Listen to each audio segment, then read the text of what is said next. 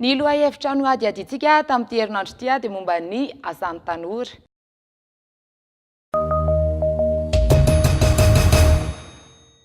Miasa ve ianao?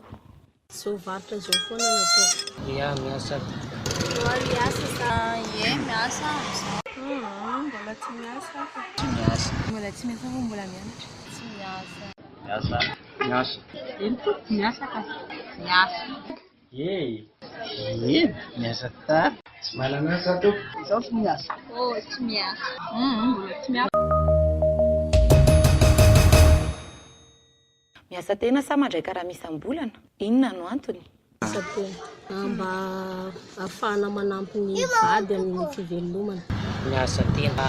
Tsy tiako zany ny mipetsaka amin'ny olona dia mizaka manao sy ny tiako asa atao. Miasa tena satria mbo tsy ampy-taona sady mbo mianatra. Mandray karaha masam-bolana. Miasa tena isaka saboly. Sambolana mandaka raha zany fikarama kelikely. Miasa tena. Tsy mianatra. Miasa tena. Miasa tena. Eny, mandray karaha tsara. Miasa tena sa miasa amin'ny orinasa no mety aminao? Inona no antony? Ny tiako zany raha tena faniriko dia aleo miasa tena satria tsy dia tiako le tsara ihany le miasa manolona fa raha ny faniriko zany dia miasa tena. Miasa tena. Mba tsy komandin'olo zany anao fa hoe anao tenanao ihany hoe hiasa anao na tsy asa fa hoe rehefa hita aminao manokana foana zany na rehefa tsy miasa. Amiko aloha miasa amin'ny orinasa no tiako. Ny antony moa zany mba miasa amin'ny orinasa mety hoe na dia hoe misy problème zany mety afaka miaina ihany avy eo amin'ilay karamako. Fa ohatra hoe miasa tena raha vao misy problème dia tsisy vola intsony sahirana be. Raha za aloha nananasa dia aneo aho miasa tena. Ny voagejageja ny olona fa ny amin'ny orinasa.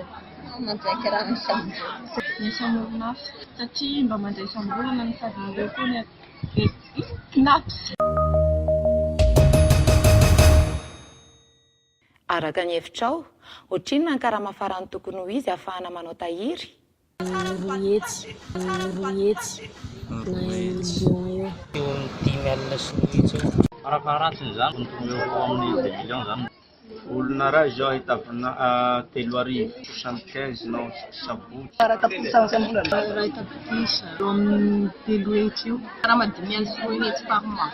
Farafarasiny ny olona anankiray raha miasa tokony karama ny farafarasiny 10 hetsy. Farafakely tokony efatra alina.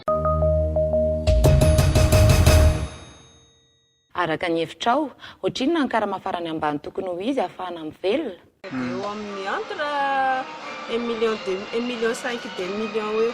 500 000. 1,5 million farafahakeliny. 2 millions Vamos fazer isso para parar. farafahakely mba 10 francs hetsy. Eo amin'ny 4 millions. Inona ny vahaolana amin'ny tsy fananan'ny tanora asa raha ny hevitrao? Mitady asa hoe izay asa mety zany e. Izay asa mety atao tokony atao foana manjam-pahitana ny tsaratsara kokoa.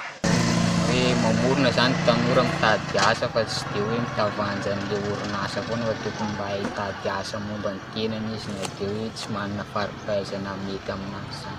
Tady asa angambany. Tsara fa ny orinasa koa moa amin'izao tsy mandray ankizy miasa. Satria olona efa zatra miasa pendant 3 ans ohatran'izay.